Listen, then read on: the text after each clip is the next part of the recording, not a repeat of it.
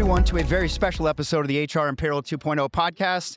We are live at the World at Work Total Rewards event in San Antonio, Texas. And as always, I'm joined by the legendary Julie Fernandez. Welcome, Julie. Thanks so much, Pete. It's San Antonio, and it is cold for San Antonio. That's odd. Yes. Let's talk about what's very special about this episode. We're joining some colleagues, esteemed colleagues. Ooh. Yeah. Whoa. Right? Work definers. I'm sorry. Do you want us to go? I'm looking over my shoulder. Who's coming? I'm like, we only have 4 mics. That'd be you guys. Yep. No, it's great, man. We got the boys from Totally Rewarding Chats here, Sean Luitjens and Paul Reiman from also, like I said, the WrkDefined network. We're peers, so great to have you guys. Yeah, stoked. Yeah, thanks. Yeah. So here we are. This is my first World at Work event at all, especially Total Rewards, but I'm so excited to be here. Obviously, dips very heavily into my world of the pay and payroll and HCM. And of course, Julie is in and around the benefits and comp and Total Rewards world a lot. Yeah. So look, it started yesterday, if I'm correct. Yep. What have you guys taken in the last 24 hours? What do you think? Is this your first one? Oh goodness, God, no. You guys are like OGs, right? I was trying to explain to my wife that I think my first one was in 2004. So I've been in and around it for about 22 years now. Nice. I've spoken, I think, 9 of the last 15. So I've been here a lot. I knew it. It's bigger, right? I think that's one of the cool things about this event is it's growing, and they've got ambitions for it to be even bigger next year. It probably will come up in the conversation. So there's an energy level. There's multiple sort of lanes of World at Work, right? There's Total Rewards, but what's the other one? There's another couple, aren't there? There's a few different tracks when you're here. Of the professionals that are here, there's definitely comp nerds like us. There's some people that are more benefit-centric, but they also have an HR at TR, which is for think of the solo HR practitioner or the multidisciplined HR practitioner. Yeah. How can they sort of scale up? Yeah. So there's not multiple World at Work events. There's one, and then there's... Oh, I see what you're saying. Is that what you're saying? No, sorry. There's only one event here. Okay. But you could speak more to so they have this portfolio. annual conference. Yeah. Right? Yeah. So think of whatever's coming to Nashville, Payroll. Paycon, Global Paycon, whatever, that type of thing. Okay. Right? And there are multiple tracks here. So you'll see some on compensation, some on benefits. Yeah. You'll see some on, how to be a better professional. Obviously, I have not attended any of those in 25 He skips those. I skipped those. Yeah. There's all those different tracks that are there. And then they do have local affiliates throughout the country. There's 49 local affiliates throughout the country. So and they'll have their own sessions through the year. And so smaller regional ones. Yeah. But when you're here, there are those kind of different types of tracks. And then in each one of those, there is usually like anything else, you're new to it. How do I do this? And then there's some advanced stuff. Yeah. And then this year, we made it all of 3 minutes and 47 seconds in without saying AI. Yeah. Some AI. We're going to get to that. There's some cool, interactive sessions where Paul can talk about more, where he's leading somewhere. It's kind of hands-on. Yeah. So there's lots of different formats. One thing I really love about the growth in this area is it used to be you had a benefits leader and a compensation leader. And now almost everywhere, especially in large enterprise, you have this total rewards leader, right? So comp and ben come together, but it comes together with all these different things as well. Payroll is wedged in there sometimes, Wellness is becoming a whole thing all on its own. So I think it's natural that it's growing and super healthy, and I bet it's just going to keep going that way. So Totally. This is such an important part of the HR, all the lanes of HR, right? I mean, compensation is why we're all coming to work, right? I mean, let's be honest. You don't pay, nobody's in the office. It's not difficult. Yeah, right? I mean, unless you're TSA, I guess. Thanks, guys. Thank you. Boy, was it nice to see that? I saw so many people thanking them in the airport. I mean, it's like payroll, right? I mean, when the lights don't come on, nobody cares until oh my goodness, we can't switch the light switch on. I thought that was really nice, refreshing positivity in the airport yesterday. I saw a lot of that, just thanking and hugging and I'm from Chicago. There's no positivity at the airport. No People positivity. are still frustrated. But yes, there was at least there wasn't the negativity. Let's put it that way. That was our version. That's something. It's a step forward. That's right. I think it's a lot like payroll, and I've talked about this in the past, right? Yeah. There's a lot of opportunity to do better and help with all the information that's out there now. Yeah. But in the past, right? I mean, who here that's listening has sent a letter to, payroll or to HR and said, hey, thanks for getting my paycheck right the last 52 times. Never. Right? No. It's right next to, in the drafts, next to the one that says, thanks IT for my email working. Yeah. Right? I think there's very similarities there, and they are, you and I have talked a lot, Pete, about this converging those two departments because they have to, much like you said, Julie, in the past. Comp and Ben are now merging. Yeah. We've even been exploring a little bit. I'm going to be selfish here about my payroll championing. But one of the things that I sort of talked about a few years ago is this idea that payroll and the pay experience are getting, obviously the facilitator, but there's so much more behind the scenes of that. And we've actually even brought on a few leaders who are we're finding where payroll is getting nestled underneath total rewards with comp and ben. Mm-hmm. And I love that alignment. I thought it was a little bit of an enterprise thing, but we've come across a couple of mid-market, small market employers that are doing that. And maybe that's out of necessity. When you're down market, you kind of got people wearing multiple hats. My wife, for example, works in a small company. She's in the finance department, but they found out she has an HR background. They're like, hey, guess what? So she's kind of like the part-time local HR. But no, I love that. To me, that sounds very purposeful, right? When you think about the experience people are having with their compensation, it's much bigger than that pay slip that's coming out every week, right? And there's a lot of thought that needs to go into that. And I think all of those things need to work very, very synergistically to bring about an experience for the people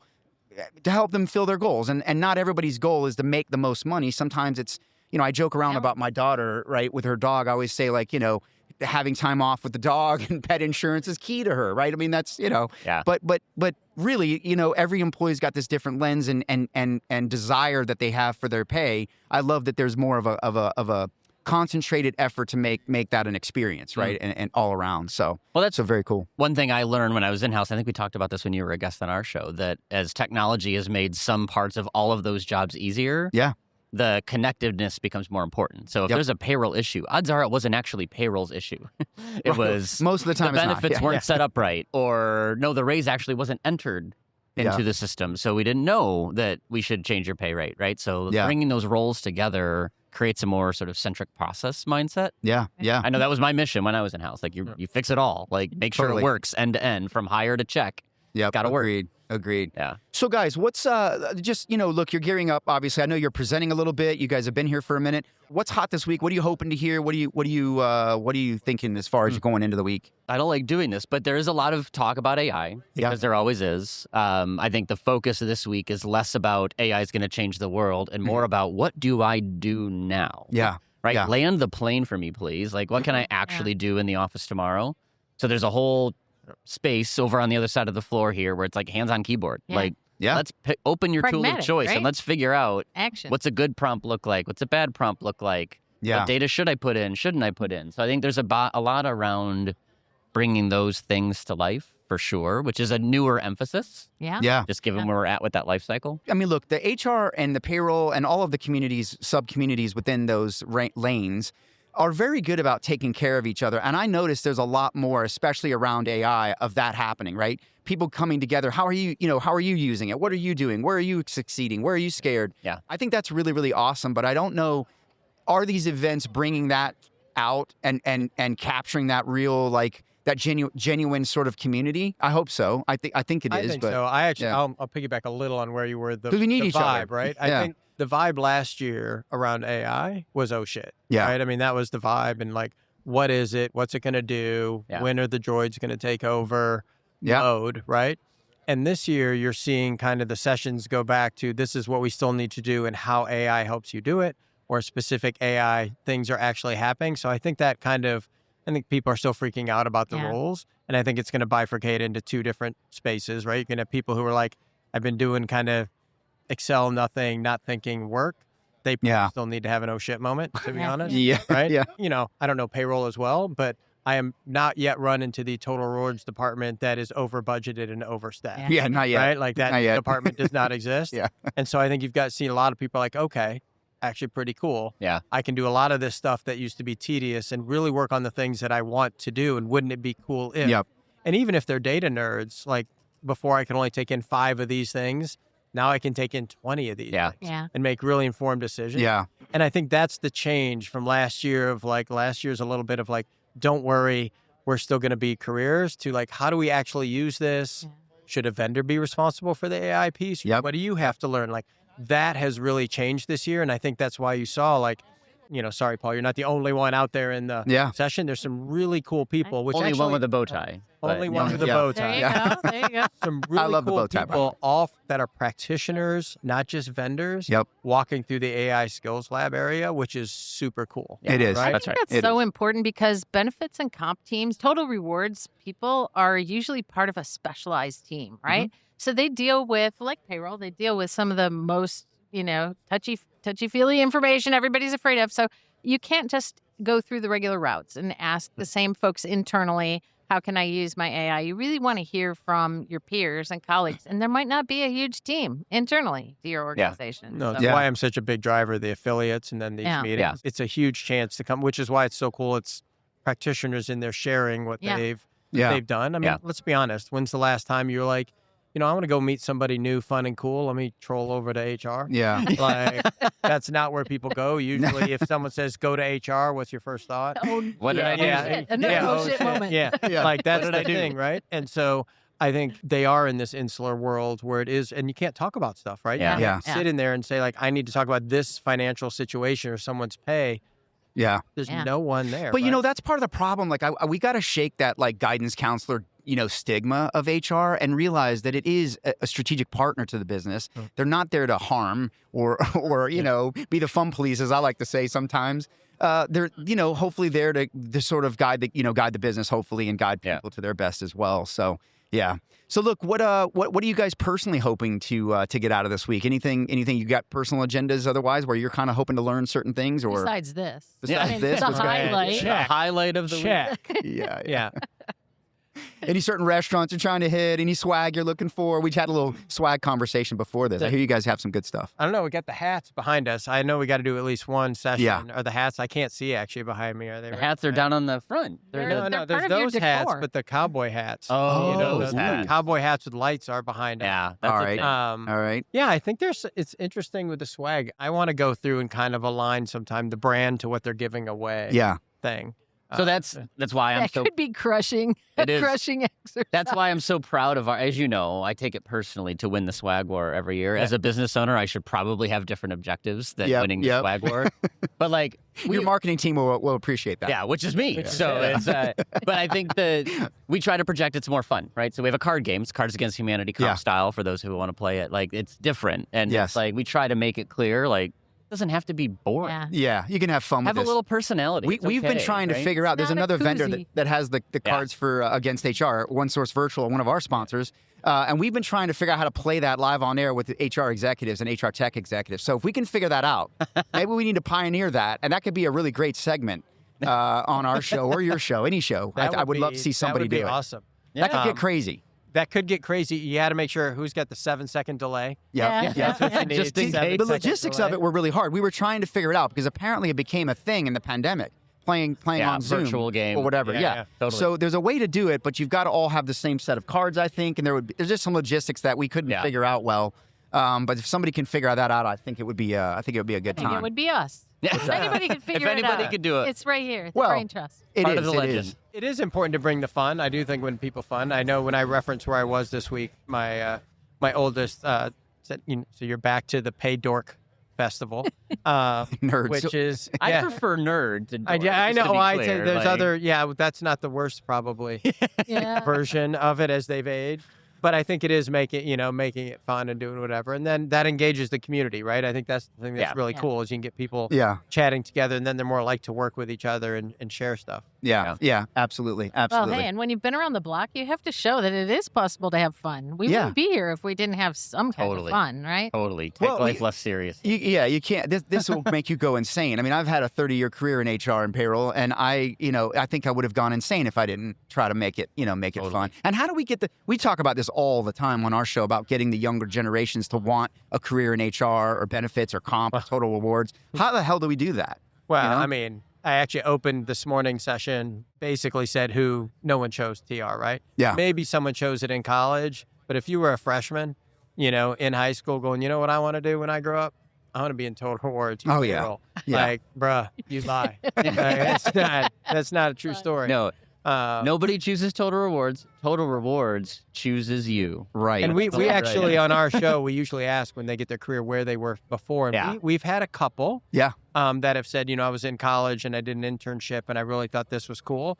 But they come from, and it is it is a mind-blowing wide array of ways that people get into HR. Oh, yeah, we asked that as well. It always commonly starts with, I needed a job, so. And then from there, it just unfolds. Prison. That's a good prison. Yeah, we've seen it all. Bakery. We are way behind. We do not have. Nobody that went to prison. We don't have prison people. Yeah. I mean, there was a story and some context that I'm probably skipping on Yeah, that but one, don't, because just leave it right there. That makes it more even fun. better. That might have been me because I've given a speech on my career. I gave a speech on my career, and if you know my career, it started in the Marines, and I actually audited HR data when I went in the Marine Corps in a shared service center, right? I thought back then it was a white-collar prison, but it turned out to be a career. But I've actually been in HR since I was 18, unbeknownst to me, and here we are. But that's how they get you in. That's how they get you in. You don't even know you're in HR. You're drafted. We call it drafted. Yeah. So look, I have 3 really fun news articles. I thought we could riff around about if you guys are cool with that. Yeah, FYI for those that when we co-broadcast this, Pete refused.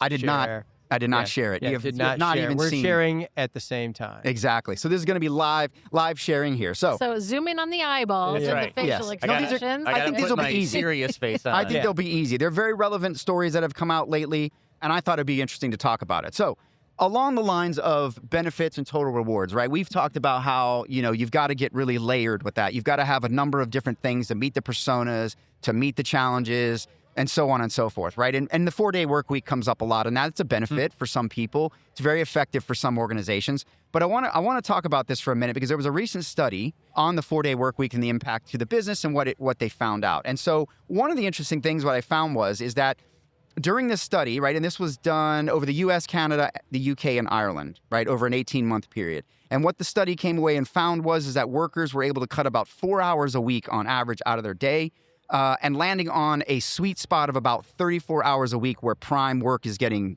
done. So there was some fluff in there, even when they were on a 4-day work week. And Fortune magazine actually pointed out that for these groups of people, it actually drove a 15% revenue growth across their businesses, and among other things.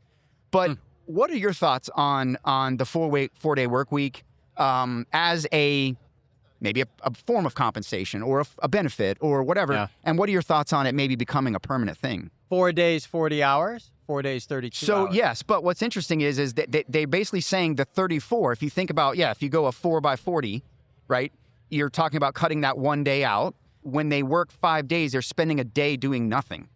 Yeah, basically but in theory, it comes down to that 34 if you move hours. someone to a 4-day work week, is their theoretical work week 32 hours or 40 hours? Well, it'd be 40 hours over 4 days. Over 4 days, right? Or compressed days. It's like when you're a firefighter, you do your 12-hour shifts and ship it, right? So it's just time. I've used it in contact centers for HR, and it worked wonderfully. Totally. We had great coverage. People were happy. You got a day off. So there's a general answer, and then I think there's a within our space answer. So within rewards, I actually had the opportunity to lead somebody who worked a 4-day sort of time-shifted work week. And with the right person, it was magic because she felt like she could do what she needed to do. All the work still got done. It just got done on a different day, and it meant that our team meetings couldn't be on Friday. That's all it meant at the end of the day. And it was magic. And because she valued it, she stayed. Yeah. Right? Yeah. And candidly, I hope she doesn't listen, but she was cheaper than the replacement by far. That was actually one of the key findings. 57% reduction in the likeliness of that employee to leave the company. Correct. She could have gotten another job and wouldn't have had to deal with me multiple times over the course of our tenure, but she stayed because she was not confident that somebody else would trust her to do it. Yeah. So it worked brilliantly. So as a result, I'm a natural fan. I think I like the concept. I am as well. It just requires the right person and a lot of trust. People have to be committed to getting the job done in those 4 days. It can't be a reason that things take longer. Yeah. It needs to be a reason things get done faster, actually. Compressed, right. It's going to get done sooner. Yeah. So as long as the people have that right commitment, I think it's a fantastic thing. It meets people where they're at. Yeah. It appeals to a diverse set of people, but it does require a different trust that not everybody has. And not all workers are really well geared for that. They need a different time scale, if you will. I think the practicality of it is what will get in the way at some point. Yep. So I don't think it works for every role. So especially in a mid-sized role. Well, now the problem becomes, Paul gets to do a 4-day work week, but I can't because either my manager doesn't. So as the company bought in. I like the stat that more people stayed. I think that'll be the case until it happens. Yeah. I think it leans into just flexibility. Exactly. To me, the bigger story is flexibility. So I'm definitely a work-life blend person. Yeah. If I work 10 hours in a row, you definitely don't want to be between hours 6 and 10. if I'm working, right? Yeah. I have to take a mental break and go do something and go play somewhere. Yeah. But I'll also work part of the weekend. But that's the way I work best. And I think that's kind of the secret to this stuff. Some people need 4-day work weeks because they need 3 days to like compress and be ready and be super efficient. Yeah. And some people need 5 days because coverage, but also they just burn out. Yeah. Right? Yeah. Sure. There's just a number of ways. So I think it's a cool concept. My practicality always is, how do you deal with those issues? It's like if you give bonuses to one team, you know, in the same area, not the other team, like how do you make it right? It's going to create huge satisfaction for one team. What about the other team? Yeah. And so I think the practicality of making it happen, I'm all for it. Like get out and play. One of my new favorite books is, Work Won't Love You Back. Yep. And so like, that's a great book. So I'm all for like making it work so that you can make life work. But I think it's the hard part is going to be adaptation. Yeah. And I think who's going to have to carry the load in managing and administering that. Yep. Just to be fair. True. It won't be outside of HR. So now it's just who the short straw is inside of HR. How does that deal with payroll? How do you deal with time off? How many days off? How many hours off? Yeah. All that shit that comes down is going to fall on HR to make it happen. Yeah. And if it goes well, you know who's going to care? Nobody. Yeah. Right? So like I think that's where it's an interesting thing. But if you get these outcomes, right? I mean, also 65% drop in sick days. That's interesting, right? I mean, I think that's a huge number. Look, I agree with you. I think flexibility and enablers is where it's at, right? All of the pieces and parts, whether that's 4-day work week, benefits, earned wage access, whatever the case might be, those are levers someone can pull to create a personalized experience, meet their goals. Employer gets these sort of outcomes. Leave it 3 every day because you've got kids, right? Yeah. And, like that flex hour, same as, 5-day work day. Yeah. Hours over different, but now that employee, to your point, it's going to be hard to go. And I think that 60% is predicated on, will others do that, right? Yeah. If you're the only person that's allowing them to go home and take care of their kids at 3:00 and be a part of their life, like, you got to meet a certain threshold to pay. But after that, like they're staying. That's super cool. Like the happiest work time of my life, probably when I was employed rather than running my business, was when I had a paternity leave where I was taking it overtime. Yeah. So I took 1 day a week off for a long time. I had Wednesdays off. My wife loved it. I loved it. I was never sick because we compressed all of the, like, I have to go take the kid to the appointment to the day off. Yeah. So like the company got great productivity from me and I was thrilled. Win-win. I loved it. And it was a Wednesday every week. I had a 2-day week, just lots of them. I always feel like naturally there's just so many flavors of this that are out there, but a lot of times it happens in professions or in salaried workforce where you don't have to track it and it doesn't have these stiff parameters around it. Yeah. And it generally works well or people wouldn't do it. And I But think if you move to like box stores and other places, some of them have done it, right? Because they allowed, as long as you have, overtime rules and whatever. But you think about manufacturing and other places, you can't, right? You can't not have somebody there Friday. You can't keep the right. Yeah. You can't keep it all rolling, the manufacturing going for 2 extra hours for 2 people who want to work 4-day work weeks. Right. The so there's a lot of practicality, you know, that'll go with this. Yeah. That's a good point. Yeah, lots to consider there, but I think a lot more pay models. Yeah.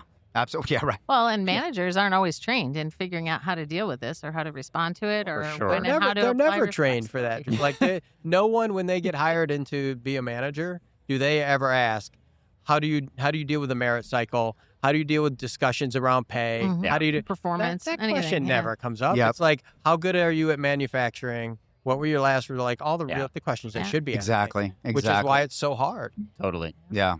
Interesting. All right. All right. Now let's switch to AI. We're going to switch to this one. I'll talk less. We got to switch to AI. This is a good one, though. I think you're going to have some opinions on this. I think you have opinions on everything, but this one. True. All right. New study came out. Nearly a third of workers are admitting to sabotaging company AI strategies. 29% on the whole, 44% amongst Gen Z. But I think there's a bigger data point I want to get to after this that came out of this I'll talk about. But I want to pause there, right? They looked at US, UK, France, Germany, and Australia, about 2,400 workers. Yeah, 1/3 on the whole are sabotaging. Do you believe that that's accurate? Sabotage. I'm trying to think, like, are they unplugging the robot? Like, how do you sabotage the getting initiative? wrong results on purpose? Poor prompting. Or just loading up bad data? Yeah. Not using it, I could see. That's where, if that's it, like just saying no thanks, that makes sense, or I'm going to use my own tool instead of the one they want me to use. I believe that there are people who aren't buying in to what my company is telling me they want me to do. 24% are fearing layoffs. So Maybe that's why, right? I mean, obviously, I think that's probably the underlying thing here. But look what corporate America is doing. They're blaming layoffs on AI results that they don't even have yet. Well, here's what I think is the bigger story in this that I actually think was completely overlooked. 75% of executives in this study said that their AI strategies are basically, quote, for show. Digest that for a minute. 75% of executives in this study. We did this survey. So I look and think, if you think about a couple years ago, when AI was coming out, a lot of companies were told, use AI. Yeah. What are you board doing? mandates. What are you doing in AI, right? Yeah. Go do some AI. Mm-hmm. Right? Still happening. I say that's not a couple years ago. But I think it's slowly changing to how are we leveraging AI? Right. What is it doing? And so I think they're starting to go there. I do think if you look at Gen Z in particular, there is, not wrongly, the energy cost, the betterment of it. There's a lot of that stuff that they're probably more aware of and linking their business to their personal career. And like, it's bad. And known to have a distrust for corporations anyway from the 2008, watching their parents go through that, 2008, and my soapbox would be corporations should never complain there's distrust because corporations earned it, right? Anytime there's money, AI, they let go. Like, they're just the first generation to be like, I see it. Fool me once, fool me 10 times, not going to happen again. Yeah. So I think there's a lot baked into that. I don't know what sabotage. I'm very curious on sabotage. Like, not using it, like, okay, that's different than. It sabotages the initiative, though, right? Because I think your point is, if I'm not going to use it, well, then it's not producing gains. As a result, they're going to see there's no measurable results. Yeah. Right. And it's job preservation. I would believe that thesis. I think that's a lot out there. There is a lot of self-preservation. So if you think about, we need to use more AI, and in the news, every company's over there saying, we're doing layoffs due to AI. I mean, it's not a giant leap to be like, do you want me to train the robot that's going to replace me thing? Right, selling Thanksgiving to turkeys. Yeah. I will probably plagiarize that. Go ahead. That's great. But I think we used to say in outsourcing, right? We're selling Thanksgiving to turkeys. You know what I mean? I think that's a big piece of it, right? Yeah. So why aren't companies saying, here's what we're going to do if?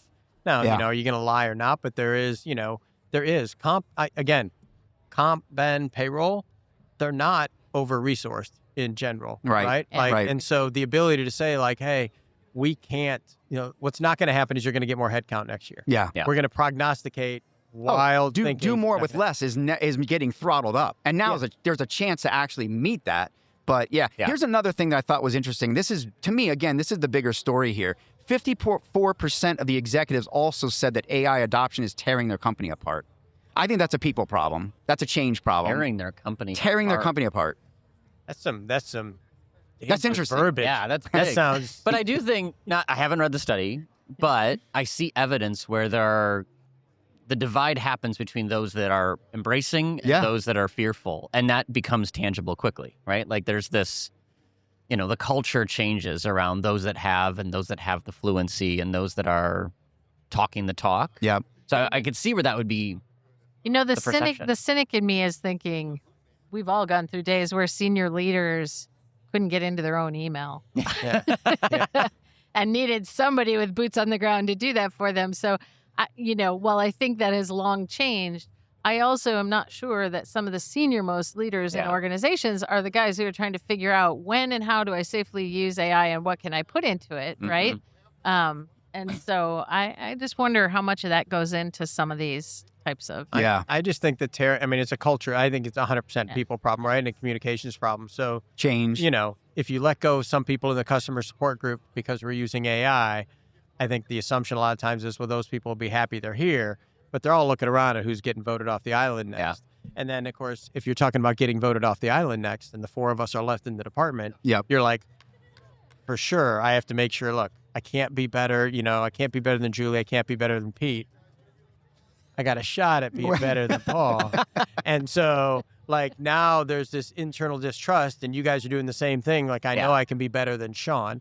Yeah. And so that's going on. And so I do think now, how do you work as a team? Because you don't want a team result when you're like, I have to do a team result, but I have to make sure it looked like I was the better player on the team. It becomes Hunger Games real fast. That culture with this stuff, because AI is all about efficiency, not gain. Like, think about the language in my mind. It's always about efficiency gains. It's not revenue gain and margin gain. It's efficiency gain. Productivity. Hey, I was at a dinner last night with a practitioner who is not to be named, who said that their husband is the fella who pulls together and infuses the AI and all of their initiatives into what they're doing in their corporate world, and got riffed. With a bunch of other people. And the baby got thrown out with the bathwater, something big. And then they called the very next day and said, hey, something's not working. Yeah. He's like, no kidding. Yeah. But I do think you're right. The wizard behind the curtain left. If it's all about do it more efficiently, that doesn't feel great to a worker. Like I know in the workshops I'm doing today, it's more about here are the things that you never get to. Yeah. That now you can find a way to get them done, or the things that you've been asking managers to do that they hate you for. Yeah. Maybe you can give them a fast start with AI. Like, we're focusing on the wrong outcomes. Exactly. That is and the language for whatever the media is driving on, right? And of course they lean into it when, somebody cuts 10,000. I mean, it's always interesting. It's a large number, right? Of jobs. They lean into it, efficiency, and they're like, because of efficiency. Mm-hmm. And so, even if you're a little company with 50 people and, that CEO drops the E word, right? Yeah. Like, to your point, like the employees don't care. Like, what does that mean for my paycheck? A lot of employees might be based on like, if the company's growing and we're making more money, my job is probably safe. Yeah. Or my bonus is better, or the bonus, like it's all good. Yeah. Efficiency generally doesn't lead to a lot of good. No. Rightly or wrongly, I think AI is going to be the fall guy for a lot of, what's happening from an organizational standpoint, probably for the foreseeable 3 years. Yeah. All right. Well, Number 3. Let's table that one. We're gonna move into your world, salaries, right? We're compensation, right? Salary.com. And we're gonna stay on Gen Z, right? We got to beat up on Gen Z. I love Gen Z. I got Gen Zers at home. I love studying them. Yeah. Okay. So again, another study. Gen Z wants ambition, but they without the old trade-offs. So in a new report by KPMG, Gen Z said they would give up $5,000 in salary on average for better work-life balance, right? But 92% of them still want or expect to reach senior executive levels in the C-suite. Can you do that with without work-life balance, or with work-life balance? Is that possible?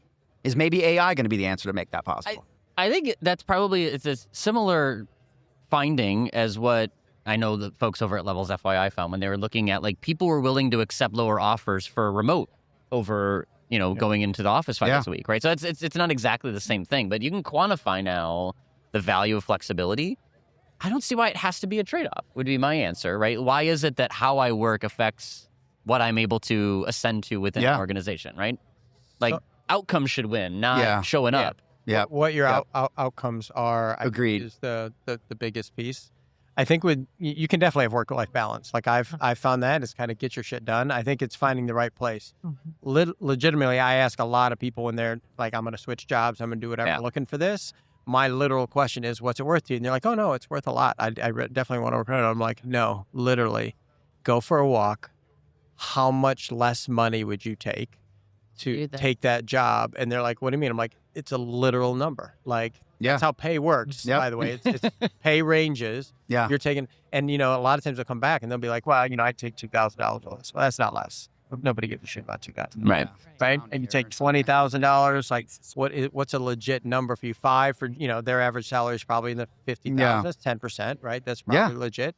I think that's true. And I think a lot of the can you get it done? Gen Zers want different stuff. When I work for them, they don't not work hard. Like that's true. They misconstrue when they want to work and kind of what they want to wear when they're working and whatever. With how hard they'll work, they'll bust their ass. Yeah, I think they understand the general contract that you talked about. Yeah. You get paid, you bust your ass. Yeah, that's actually a key finding here, that Gen Z is rejecting traditional work norms, but they are aligned with the idea of hard work itself. So I think what that says to me is they're valuing quality over quantity, so to speak. If I can simplify. I think at least I have Gen Zers as they too. should. When a Gen Z finds something, none of us started out knowing what the hell we wanted to do, right? We just didn't. When do we find out? Yeah, I don't know. Maybe John's still searching. Maybe before we end. But when they find something and they like it and they're kind of good at it, they are willing to lean into those traditional things. One of my sons is a finance guy, and in a large corporation, and close periods are a legit thing. And when it's closing week or closing month or whenever it is, you're going to be there no matter what your work balance desire is. Yeah. Or maybe you shouldn't like that career so much. Yeah, their boundaries are different too, right? And I think there's expectations. So, my generation, a lot of time, you might answer email at night, you might do stuff. And to me, that's work-life blend. Yeah. Mm-hmm. And that's, if that management is expecting them, they have more boundaries. Like they work, 9 to 5. Yeah. When I work 9 to 5, like I might have 30 minutes with Paul. I might have, I might call some other people. Like you're probably getting your 34-hour, your leverage on that. So for me, the commitment to that is I work other times. They just jam for that period of time. Yeah. And it's business. And like the output is the same. And to me, it's output. That's what matters. All output. Yep. You're measuring production. It's the same argument as the 4-day workweek argument. Like if we start equating flexibility with like how hard you work, like that's the mistake, right? Yeah. Being flexible doesn't mean you work less. I have the most flexible life I've had in my career. I work more. It's just I can fit it around the things that I'm choosing to value right now, right? Like it's that's output over flexibility. input. It's output over input, right? When is the, is it output or input that you're measuring? Yeah. Like if it's just me sitting at my desk, is that the input or is the input the amount of effort they're putting in? Agreed. I do think the risk to care for there is similar to a risk that we've had forever in executives or making it to certain levels. And that is, people have falsified their credentials and their college background or degrees or whatever. And so I do think, that's not going to end anytime soon. There will be people who falsify outputs to the best of their ability. Now, even more educated falsification with AI and maybe done it through college a little bit to get through too. Yeah. And so everything just becomes more sophisticated when it comes to figuring out what's really authentic and what is BS. But once they're there, I think you can figure it out. Yeah. I'd highlight, I guess I could falsify and I can finally get that college education I've been looking for that I don't have. I can falsify that. I think it's more like in the hiring process because, there are guidelines around where you can go back in and I improved our department by this and improve that. AI can write it better. And, how do you really check that? Once they're there, though, like you can check output, right? You can't bluff it once you're there, but. Agreed. Well, look, off the hot seat, gentlemen, those weren't so bad, were they? Those are great topics, great conversations there, starters, I guess I would say. But yeah, man, this has been awesome. I've gone from 10 to 9 friends in Gen Z, though. Now. Yeah, we've lost some. No, we're pro Gen Z. We're pro Gen Z. We can actually loan you a couple of ours. No, I have one. You want an exchange program? And better yet, she's a solar engineer. And so I love it. Definitely not an AI fan. Because every time I'm using AI, she's like, how much energy did you just use and how much water? Like, no guilt. I don't need to know because you'll tell me. Yeah. What comes after Gen Z? Alpha. Have they named it? Okay, you can tell. They just come back around. What is their world going to be like? What are we going to be talking about? I got a couple of those. I can only imagine what's going to happen there. They're not talking about them yet, but it's coming. Man. I'm just so glad mine are old and off the payroll. It changes so fast now. Yeah. I gotta get mine off, but mine are all old. But anyway, no, this has been fantastic. I really appreciate you guys, and great to have you on the show. I would love for us to do this maybe more regularly as peers. But anything to add or close out on? Where can everybody get you? LinkedIn, I'm sure. Totally Rewarding Chats, I know on WrkDefined. What else? Anywhere else we should come out? That's the easiest way. If you can't find Luitjens on LinkedIn and not figure out I'm one of my 2 daughters, then that's a you problem. Paul's also, salary, and then Paul's at Novo Insights. Yes. But LinkedIn's always a great place to start. I love it. And actually, if you're from the payroll spot, your payroll Novo Insights, because he won't say it, there's a great compensation landscape view of the space to think about the comp stuff. If you're a payroll person thinking about what it's like in the different tool buckets out there. They put in an inordinate amount of money, time that they probably don't get any money back from. On that landscape, and it's a really cool overview. I love it. Well, we'll include all those links, and enjoy the show. And thanks so much for teaming up with us, man. We really appreciate you guys doing this. Thank you to Salary.com for hosting us as well. And appreciate you, man. I feel like we need to stack hands or something. Stack hands. That'll send them crazy. We'll break something. Awesome. Right, Until next time, guys.